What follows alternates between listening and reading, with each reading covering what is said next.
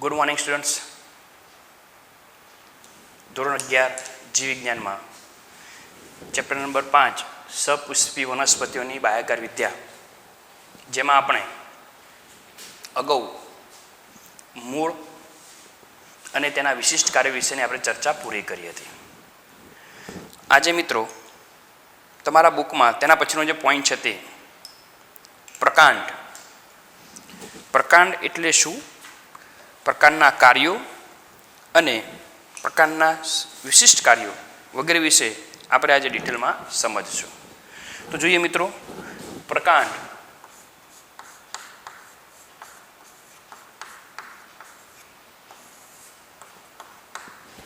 આપણે અગાઉના લેક્ચરમાં, પહેલા જ લેક્ચરમાં આપણે લાક્ષણિક વનસ્પતિ છોડની આપણે ચર્ચા કરી હતી, જેની અંદર આપણે કેટલીક બાબતોની ચર્ચા કરી હતી.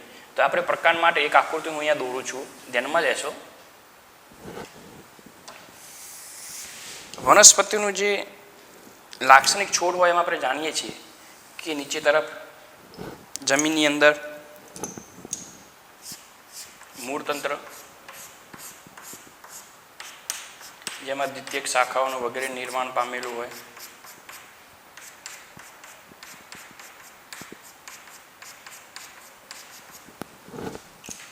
ઉપર તરફ પ્રવરોતંત્રમાં આપણે જાણીએ છીએ ગાંઠ અને આંતરગાંઠ જેવા ભાગ હોય, એમાંથી પર્ણો નિર્માણ પામતા હોય.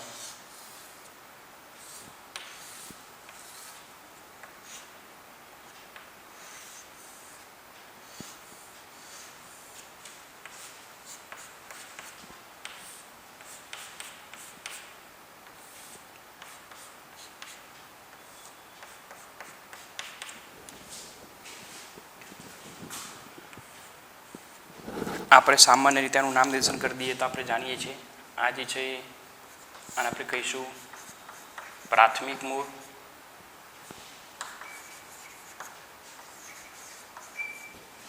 આ જે છે ને આપણે કહીશું દ્વિતીયક મૂળ. આ જે છે તે પર્ણ. આ પ્રદેશ જે છે તેને કહેવાય ગાંઠ. આને પણ આપણે કહીશું ગાંઠ પ્રદેશ.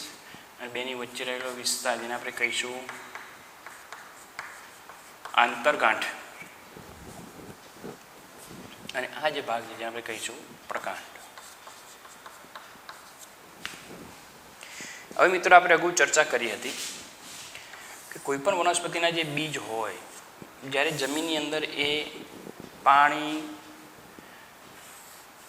ઊંટું વગેરેની મદદથી જ્યારે એનું અંકુરણ થાય ત્યારે જમીનમાં સૌથી પહેલાં એમાંથી ભ્રૂણમૂળ વિકાસ પામે અને ટોચના ભાગે ભ્રૂણાગ્ર વિકાસ પામે.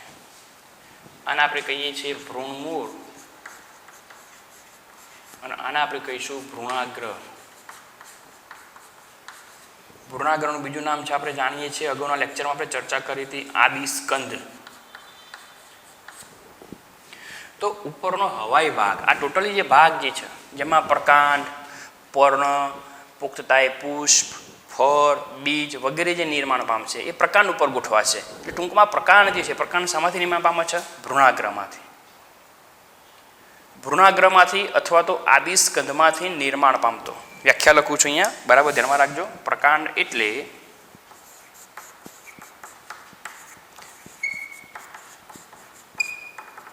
એટલે ભ્રૂણાગ્રમાંથી અથવા તો આદિસ્કંદમાંથી નિર્માણ પામતો. શામાંથી નિર્માણ પામશે?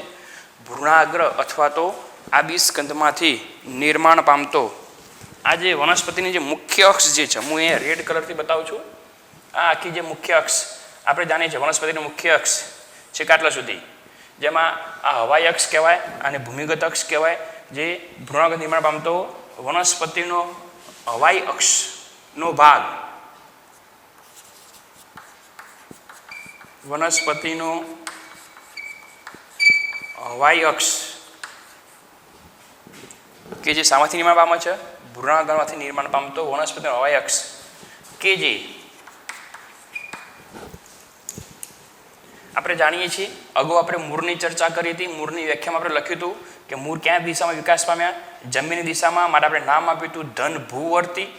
પાણીની દિશામાં ધન જલાનુવર્તી. અને સૂર્યપ્રકાશની વિરુદ્ધ દિશામાં ઋણ પ્રકાશાનુવર્તી. તેનાથી તદ્દન વિરુદ્ધ થઈ રહ્યું. તો સૂર્યપ્રકાશની દિશામાં એટલે કે ધન પ્રકાશાનુવર્તી. આપણે શું કરશું? તેમાં રાખશો બરાબર ધન પ્રકાશાનુવર્તી.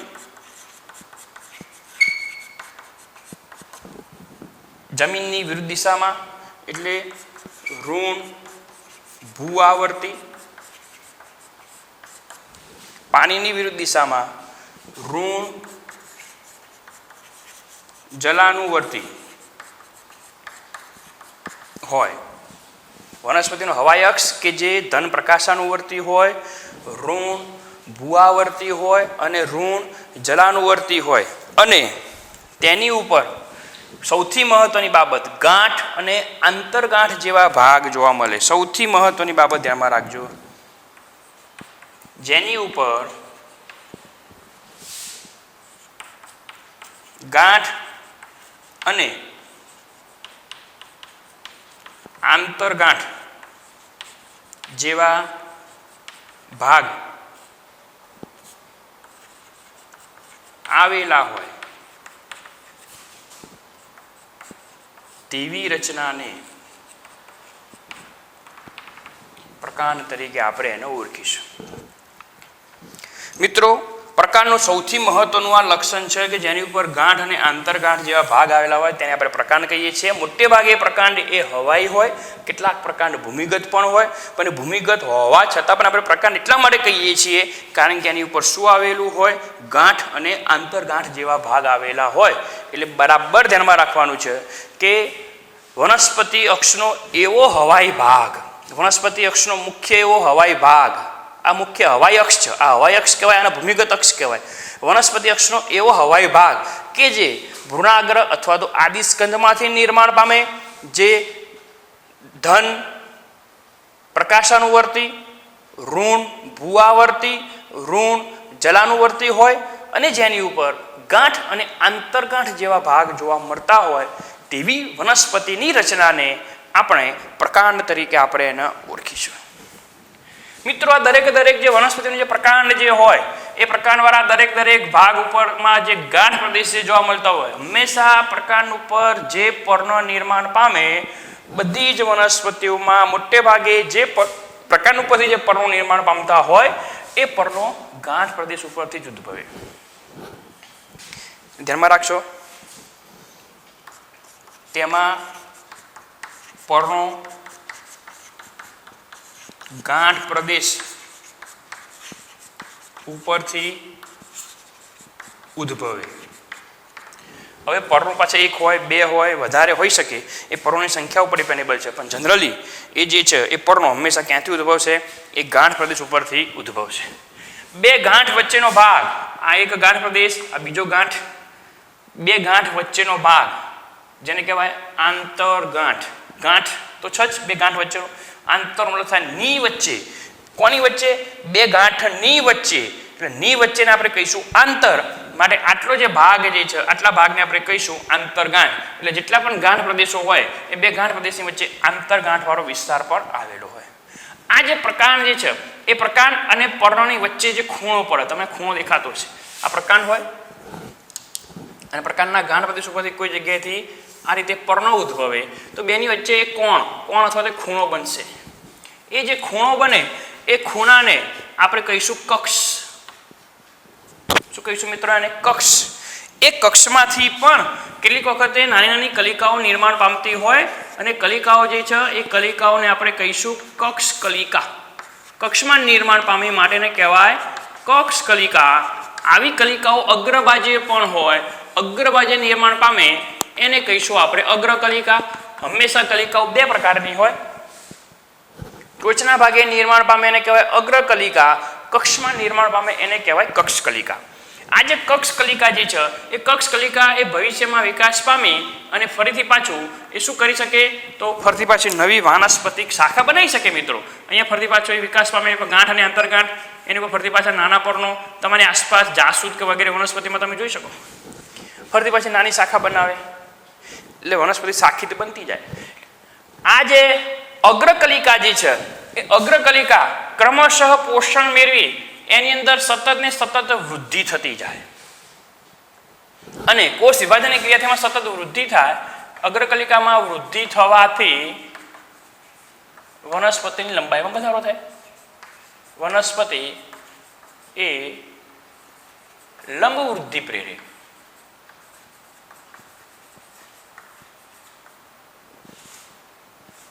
વનસ્પતિમાં લંબ વૃદ્ધિ થાય. અગ્રકલિકા સતત ને સતત કોષ વિભાજન પામે જાય, જેના કારણે આપણે વિચારો જેમ આપણે અહીંયા અગાઉ મૂળના વિવિધ પ્રદેશો જોઈ ગયા, આપણે અગાઉના ચેપ્ટરમાં જોઈશું પ્રરોહાગ્રના પણ વિવિધ પ્રદેશો, એ પછીના વનસ્પતિમાં વૃદ્ધિ અને વિકાસવાળા ચેપ્ટરમાં આપણે ચર્ચા કરશું. પ્રરોહાગ્રમાં પણ જેમ મૂળની અંદર આપણે અગાઉ જોઈ ગયા જેમ અગ્રસ્ત વર્ધમાનશીલ પેશી હોય એ રીતે પ્રરોહાગ્રમાં પણ અગ્રસ્ત વર્ધમાનશીલ પેશી હોય. મૂળની અંદર જેમ અગ્રસ્ત વર્ધમાનશીલ પેશી સતત ને સતત કોષ વિભાજન પામીને નવા નવા કોષો ઉમેરતી હતી, મૂળની લંબાઈમાં વધારો થતો હતો. એ જ રીતે અહીંયા પણ સતત ને સતત કોષ વિભાજન થાય અને એ કોષો જે છે એ કોષોની સંખ્યામાં ઉમેરો થવાથી અગ્રકલિકાની લંબાઈ વધે, કે ટૂંકમાં વનસ્પતિની લંબાઈમાં શું થશે તો વધારો થશે. આ બાબતને તમે ધ્યાનમાં રાખશો. એ પ્રકારની લંબાઈમાં વધારો કરવા માટે જવાબદાર એ કોણ છે તો એ અગ્રકલિકા છે. સામાન્ય સ્થિતિમાં પ્રકાંડ, સામાન્ય સ્થિતિમાં પ્રકાંડ જે છે પ્રકાંડ શરૂઆતમાં ઘણું ખરું લીલું હોય છે, પરંતુ જેમ જેમ અને પોચું થોડું એકદમ કઠણ નહીં હોય, છે જ પોચું હશે અથવા તો થોડું નબળું કહી શકાય. પરંતુ જેમ જેમ દાખલા તરીકે તમે નાનો લીમડો જુઓ તો નાનો લીમડો અત્યારે ચોમાસામાં તમે કોઈ જગ્યાએ જોશો તો શરૂઆતમાં એનું પ્રકાંડ થોડું ઘણું લીલું હશે, પણ જેમ જેમ એ વૃદ્ધિ પામશે વિકાસ પામશે તેમ તેમ એ કાષ્ઠમય બને. એટલે કહી શકીએ કે શરૂઆતમાં પ્રકાંડ એ ઘણું ખરું લીલું જોવા મળે, ત્યારબાદ તે કાષ્ઠમય એટલે સખત, કાષ્ઠમય અને કથ્થાઈ રંગનું જોવા મળે. મોટે ભાગે કથ્થાઈ રંગ, એવું નથી ફિક્સ કે કથ્થાઈ જ રંગ, મોટે ભાગે કથ્થાઈ રંગનું જોવા મળે. એટલે કે ટૂંકમાં આપણે કહી શકીએ કે શરૂઆતમાં પ્રકાંડ જે છે એ ઘણું ખરું લીલું હોય અને ત્યારબાદ એ કાષ્ઠીય ઘેરા કથ્થાઈ રંગમાં એ પરિવર્તન પામતું હોય. મોટે ભાગે બાકી કેટલાકના પ્રકાંડ એ સફેદ રંગના પણ હોય છે, પરંતુ અહીંયા આપણે જનરલી ચર્ચા કરીએ છીએ, પર્ટિક્યુલર કોઈ વનસ્પતિની ચર્ચા નથી કરતા. એટલે સામાન્ય રીતે એ જ્યારે પણ એ વનસ્પતિ, દાખલા તરીકે તમે લીમડો જુઓ, આંબો જુઓ વગેરે જુઓ તો જેટલું મોટું પ્રકાંડ બનશે, તમારા ઘરની આસપાસ મોટો લીમડો હોય તો એનું પ્રકાંડ કેવું છે, એકદમ કાષ્ઠમય હશે, સખત હશે અને કેવા રંગનું છે તો કથ્થાઈ રંગનું છે. તો આ મિત્રો એ પ્રકારના સામાન્ય બાબત પ્રકાંડ કોને કહેવાય, પ્રકારની લાક્ષણિકતા શું, પ્રકાંડ ઉપર ઉદ્ભવતી કલિકાઓ જે છે જેના આપણે સ્થાનિક કલિકાઓ તરીકે ઓળખીએ, જે બે પ્રકારની હોય, એક ટોચના ભાગે આવેલી હોય, એક કક્ષમાં આવેલી હોય. કક્ષમાં આવેલી કલિકા વિકાસ પામીને વનસ્પતિને શાખિત બનાવશે, શાખામાં ઘટાટોપ બનાવશે, અને અગ્રકલિકા જે છે એ અગ્રકલિકા એ સતત વિભાજન પામી, વૃદ્ધિ પામી અને વનસ્પતિની લંબાઈમાં વધારો કરશે. શરૂઆતમાં પ્રકાંડ જે છે પ્રકાંડ ઘણું ખરું લીલું હોય અને ત્યારબાદ તે કાષ્ઠમય અને કથ્થાઈ રંગનું જોવા મળે. કક્ષ પ્રકાંડ અને પર્ણની વચ્ચેનો ખૂણો જેને કહેવાય કક્ષ, કક્ષમાં નિર્માણ પામતી કલિકા જેને આપણે કહીશું કક્ષ કલિકા તરીકે પણ આપણે એને ઓળખીશું. મિત્રો, તો પ્રકારની સામાન્ય ચર્ચા થઈ. હવે પ્રકારના પ્રકારો જોઈ લઈએ, પછી આપણે એને આગળ ડિટેલમાં સમજવાનો પ્રયત્ન કરીએ. પ્રકારના પ્રકારો.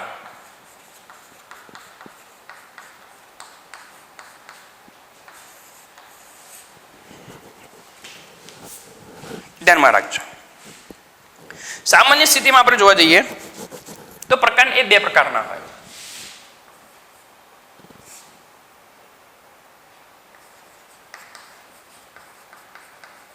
બે પ્રકાર. મોટે ભાગે પ્રકાંડ જે હોય મિત્રો એ જમીનની બહાર જ હોય, જેને આપણે હવાઈ પ્રકાંડ તરીકે આપણે ઓળખીશું. મોટે ભાગે પ્રકાંડ કેવા હોય, જમીનની બહારની બાજુ હોય, માટે આપણે હવાઈ પ્રકાંડ તરીકે ઓળખીશું. કેટલીક વનસ્પતિમાં પ્રકાંડ જમીનની અંદર હોય, માટે એને કહેવાય ભૂમિગત પ્રકાંડ. હવે જે હવાઈ પ્રકાંડ જે હોય, જે જમીનની બહાર તરફ હોય, એમાં ફરીથી પાછા બે પ્રકારના હોય. કેટલાક પ્રકાર કેવા હોય તો ટટ્ટાર અને મજબૂત.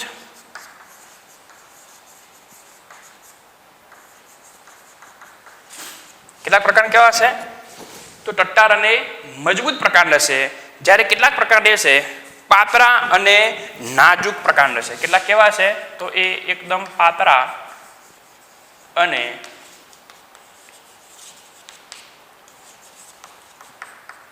નાજુક પ્રકાંડ હશે. હવે ટટ્ટાર અને મજબૂતમાં તો આપણે આજુબાજુમાં ઉદાહરણ તમે જોઈ લો, નીલગિરી હોય કે તમે આબો લઈ લો કે તમે કોઈ બી આસોપાલવ લઈ લો, તેના પ્રકાંડ કેવા એકદમ ટટ્ટાર અને મજબૂત. પરંતુ જેના પ્રકાંડ પાતળા અને નાજુક હોય, તમારી આસપાસ કોઈ વેલા સ્વરૂપની વનસ્પતિ હોય કે ઘાસ હોય કે અન્ય કોઈ બી વનસ્પતિ હોય કે જેના પ્રકાંડ એકદમ નબળા હોય, તો એ પાતળા અને નાજુક અથવા તો નબળા પ્રકાંડ ધરાવતી વનસ્પતિમાં પાછા 3 પ્રકારની વનસ્પતિઓ જોવા મળે. કેટલાક પ્રકાંડ એવા હોય કે જે નબળા હોય પણ ઉપર તરફ ચઢાણ ન કરી શકે, જમીન ઉપર જ પથરાઈને આગળ તરફ વિકાસ પામતા હોય, જેને કહેવાય ભૂ એટલે જમીન, જમીન ઉપર પ્રસરણ પામતા એટલે ભૂ પ્રસારી, જેને કહેવાશે ભૂ પ્રસારી. અહીંયા ભૂ એટલે અહીંયા પુખ્ત વ્યક્તિનું ભૂ લેવાનું છે, નાના બાળકોનું ભૂ નથી લેવાનું. પુખ્ત વ્યક્તિનું ભૂ, ભૂ એટલે જમીન. જમીન ઉપર પ્રસરણ પામીને એ પોતે એ વેલા સ્વરૂપની વનસ્પતિ હોય તો કેટલીક વેલા સ્વરૂપ એવા પણ છે કે જમીન ઉપર પ્રસરણ પામતા હોય. તરબૂચના વેલા જો, તરબૂચનો વેલો ઝાડ ઉપર ના ચડે, એ જમીન પર ખેતર ઉપર જ પ્રસરણ પામતા હોય. એવી કેટલી વનસ્પતિ છે. ચલો બીજી કેટલીક જે છે એ વડવેલ પ્રકારની વનસ્પતિ. હવે વડવેલ જે છે એ વડવેલ તમે શીખી ગયા અગાઉ, આપણે શીખી ગયા પ્રકાશ સંશ્લેષી મૂળમાં ગળો વડવેલ પ્રકારની વનસ્પતિ છે. અને કેટલીક વનસ્પતિ એ હોય કે જે કેવી છે તો આરોહી, એની પણ આપણે ચર્ચા કરી દીધી કે વડવેલ પ્રકારના પ્રકાંડ કે જે નબળા હોય પરંતુ અન્ય વનસ્પતિની આસપાસ વિંટરાઈને ઉપર તરફ ચઢાણ કરે. આરોહી વનસ્પતિના પ્રકાંડ એટલે કે વિશિષ્ટ પ્રકારની રચનાઓ સૂત્રાંગો કે વગેરે કેળવી અને પછી એ ઉપર તરફ ચઢાણ કરે, તેને આપણે આરોહી તરીકે આપણે ઓળખીશું. તો મિત્રો અહીંયા આ જે બાબત જે છે એ બાબતમાં જનરલી આપણે જો વાત કરીએ કે ભાઈ પ્રકાંડ જે છે, પ્રકાંડમાં હવાઈ, તો હવાઈ પ્રકાંડ મોટે ભાગે કેવા હોય છે એકદમ સખત ટટ્ટાર હોય, એ શાખિત કે અશાખિત હોઈ શકે. દ્વિદરીમાં શાખિત હોય, એકદરીમાં એ અશાખિત હોય. પરંતુ અન્ય કેટલાક કિસ્સામાં જ્યારે પાતળા કે નાજુક પ્રકાંડ જ્યારે જોવા મળતા હોય ત્યારે જે વનસ્પતિ ભૂમિ ઉપર પથરાઈને વિકાસ પામતી હોય એને આપણે કહીશું ભૂપ્રસારી. કોઈ આધારની આસપાસ વીંટરાઈને ઉપર તરફ ચઢાણ કરે એને આપણે કહીશું વડવેલ. અને કોઈ વિશિષ્ટ રચના કેળવીને ઉપર તરફ ચઢાણ કરે તેને આપણે શું કહીશું? આરોહી. જ્યારે ભૂમિગત પ્રકાંડ જે હોય મિત્રો, ભૂમિગત પ્રકાંડ પછી આપણે એની ચર્ચા કરીએ છીએ. હાલ પૂરતું ખાલી એક નાનું સરખું ઉદાહરણ લઉં છું, પછી ડિટેલમાં આપણે ચર્ચા કરીએ. ફોર એક્ઝામ્પલ તરીકે આદુ. તમારા ઘરમાં જે આદુ જે છે એ આદુ ભૂમિગત પ્રકાંડ છે. બટાટા ભૂમિગત પ્રકાંડ છે. સુરણ ભૂમિગત પ્રકાંડ છે. આવા જે ભૂમિગત પ્રકાંડ હોય જે જમીનની અંદર હોય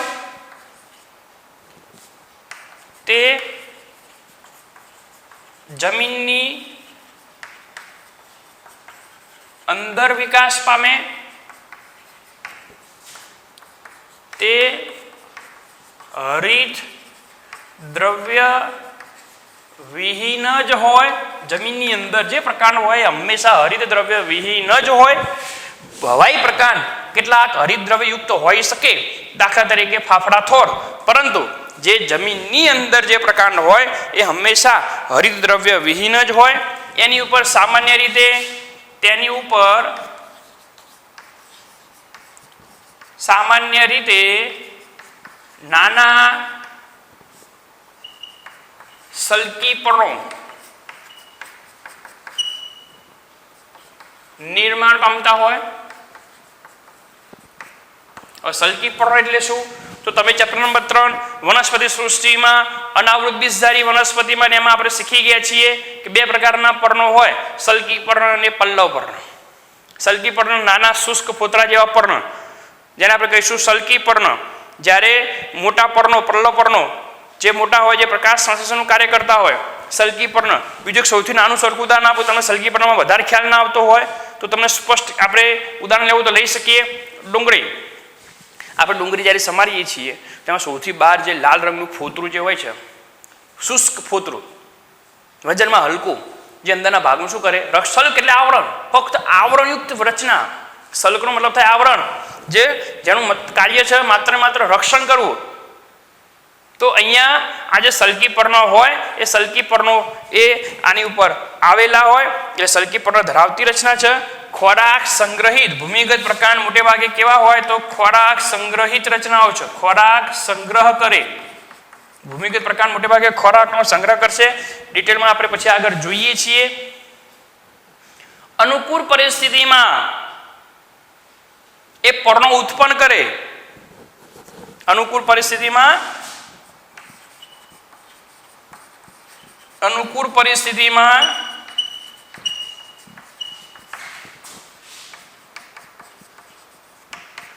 પર્ણોનું નિર્માણ કરી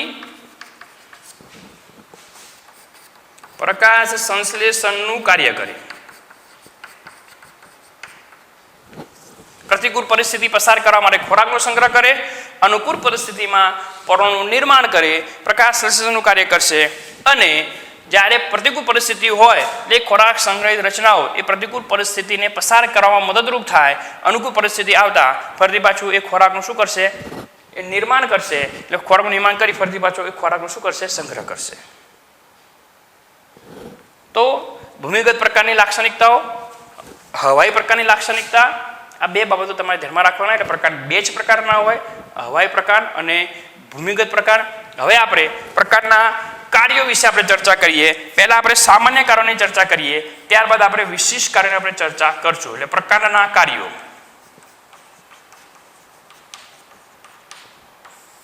પ્રકારના બે પ્રકારના કાર્યો હોય. એક સામાન્ય કાર્યો જે બધામાં કોમન હોય, અને નંબર 2 વિશિષ્ટ કાર્યો જે પર્ટિક્યુલર કોઈ વનસ્પતિમાં પ્રકારનું અન્ય સ્વરૂપમાં રૂપાંતર થયા પછી જ એ ચોક્કસ પ્રકારના વિશિષ્ટ કાર્યો કરતું હોય. માટે આપણે એને વિશિષ્ટ કાર્ય તરીકે આપણે ઓળખીશું. જેમ આપણે મૂળમાં પણ જોઈ ગયા હતા, મૂળમાં સામાન્ય કાર્ય અને વિશિષ્ટ કાર્ય. એટલે કે મૂળમાં પણ કેટલીક વખતે મૂળનું મુખ્ય કાર્ય તો પાણી અને ખનિજ તત્વોનું શોષણ કરવાનું હતું, પરંતુ તેમ છતાંય એમાં કંઈક રચનામાં ફેરફાર થતો હતો. એ રચનામાં ફેરફાર થઈ એના આખા સ્વરૂપમાં રૂપાંતરણ થતું હતું. એ આપણે રૂપાંતરણ ધરાવતા કાર્ય આપણે પછી જોઈશું. સૌથી પહેલાં આપણે જોઈએ પ્રકારના સામાન્ય કાર્યો.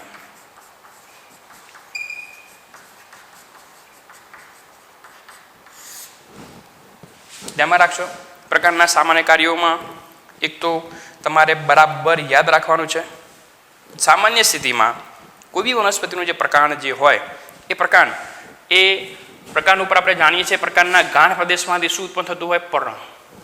મિત્રો, તમે ઘણી બધી આજુબાજુમાં વનસ્પતિના પર્ણો જોજો. દરેક જુદી જુદી વનસ્પતિમાં પર્ણોની ગોઠવણી જુદી જુદી છે. તો એ વનસ્પતિના પર્ણોને યોગ્ય રીતે એ રીતે ગોઠવવા કે જેના કારણે દરેક પર્ણને સુવ્યવસ્થિત અને પૂરતા પ્રમાણમાં યોગ્ય રીતે પ્રકાશ પ્રાપ્ત થાય. જો વનસ્પતિને યોગ્ય પ્રમાણમાં પ્રકાશ પર્ણોને પ્રાપ્ત થાય તો વનસ્પતિ સારી રીતે એ પોતે પ્રકાશ સંશ્લેષણ કરી શકે. ટૂંકમાં પ્રકાંડ એનું એક બીજું આપણે પહેલું કાર્ય કહેવું તો કહી શકીએ પર્ણોની સુવ્યવસ્થિત ગોઠવણી, જેથી પ્રકાશ સંશ્લેષણનું કાર્ય એ સારી રીતે થઈ શકે. વનસ્પતિના પર્ણોને યોગ્ય રીતે ગોઠવવા જેથી પૂરતા પ્રમાણમાં યોગ્ય પ્રકાશ પ્રાપ્ત થાય.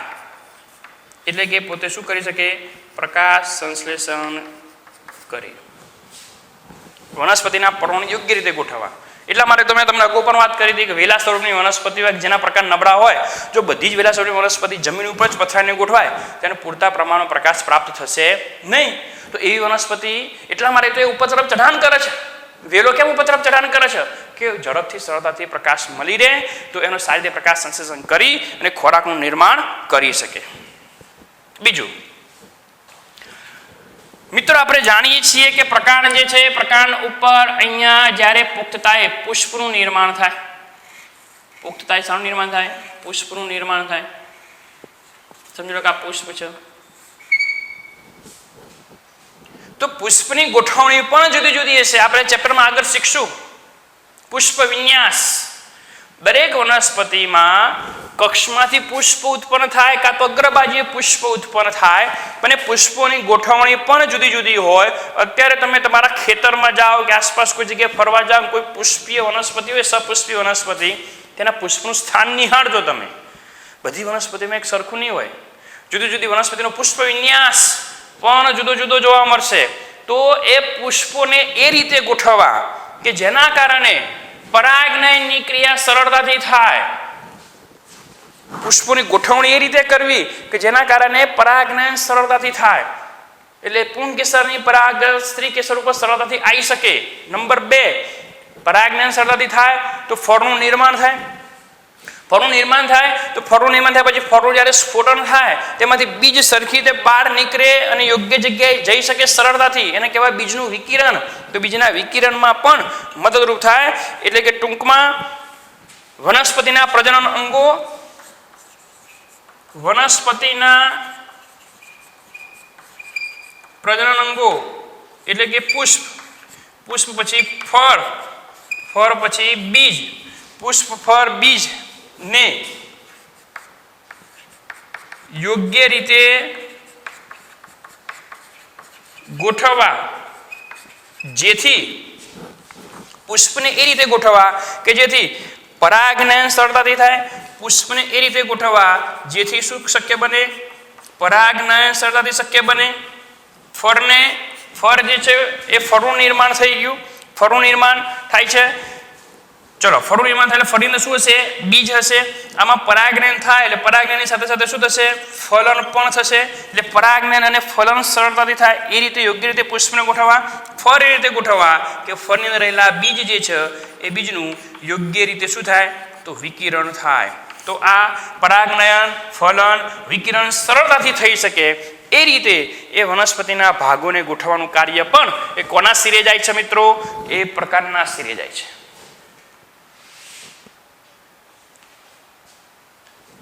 છેલ્લું કાર્ય જે સામાન્ય કાર્ય, આ બધી વનસ્પતિના સામાન્ય કાર્ય છે. ચલો આપણે જાણીએ છીએ કે વનસ્પતિ મૂળ દ્વારા પાણીનું શોષણ કરે. વનસ્પતિ મૂળ દ્વારા કોનું શોષણ કરે?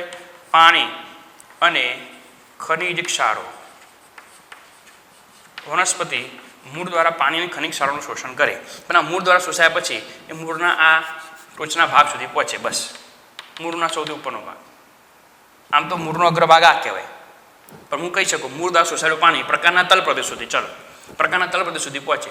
હવે આ પ્રકાંડમાં રહેલી જલવાહક પેશી, નનવાહક પેશી એ પાણી અને ખનિજ ક્ષારોને એ પર્ણો સુધી લઈ જવામાં, પાણી અને ખનિજ ક્ષારોને પર્ણો સુધી લઈ જવામાં તથા તો પ્રકારની ટોચનો ભાગ, સૌથી ઊંચી વનસ્પતિ સિક્વોયા સિમ્પરવિરેન્સ, 450 થી 450 ફૂટ આસપાસ ઊંચાઈ ધરાવતી વનસ્પતિ, એમાં પણ છેક ટોચ સુધી પાણી પહોંચાડવામાં વચમાં મધ્યસ્થી તરીકે મૂળ અને પર્ણો વચ્ચે મધ્યસ્થી તરીકે કોણ? પ્રકાંડ. પ્રકાંડ દ્વારા તૈયાર થયેલો ખોરાક અન્નવાહક પેશી દ્વારા જે ખોરાકનું વહન થતું હોય એના માટે કે ખોરાક એ અહીંયા મૂળમાં આવે અને મૂળમાં કેટલીક વનસ્પતિ ખોરાકનો સંગ્રહ પણ કરે અને મૂળને પણ ખોરાકની જરૂર પડે તો એ મૂળ સુધી ખોરાક લાવવા માટે પણ મધ્યસ્થી તરીકે કોણ વર્તે છે? વચમાં પ્રકાંડ. એટલે પ્રકાંડ મૂળ દ્વારા શોષાયેલા પાણીને અને ક્ષારોને પર્ણો સુધી લઈ જવા માટે અને પર્ણો દ્વારા તૈયાર થયેલા ખોરાકને અન્ય અંગો તરફ લાવવા માટે એ મધ્યસ્થી તરીકે કાર્ય કરશે. એટલે કે મૂળ દ્વારા શોષાયેલા પાણી અને ખનિજ ક્ષારો ને પર્ણો સુધી લઈ જવામાં તેમજ પર્ણો દ્વારા તૈયાર થયેલા ખોરાકને વનસ્પતિના અન્ય અંગો તરફ, વનસ્પતિના અન્ય અંગો જે ખોરાક પુષ્પમાં પણ જાય, ફળમાં પણ જાય, બીજમાં પણ જાય, બધી જગ્યાએ જશે, મૂળમાં પણ જાય, વનસ્પતિના અન્ય અંગો તરફ સુધી વહન કરાવવામાં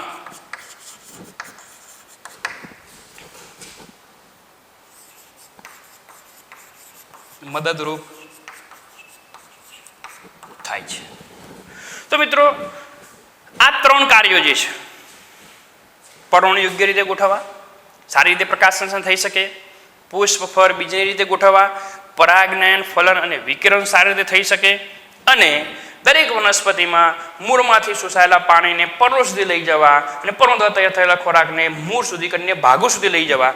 આ તમામ જે કાર્યો જે છે, આ તમામ કાર્યો એ વિશ્વની તમામ વનસ્પતિના પ્રકારનો કરશે. એટલે માટે કોમન કાર્ય થયું, જેને આપણે સામાન્ય કાર્ય તરીકે આપણે એને ઓળખીશું. હવે પછીના આપણે લેક્ચરમાં જોઈશું વિશિષ્ટ કાર્યો.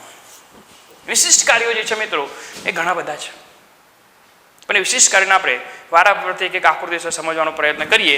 પણ આજના લેક્ચરમાં આપણે આટલું સમજવાનું છે, જેને તમે સ્ક્રીનશોટ પાડી અને બરાબર ધ્યાનથી સમજવાનો પ્રયત્ન કરજો.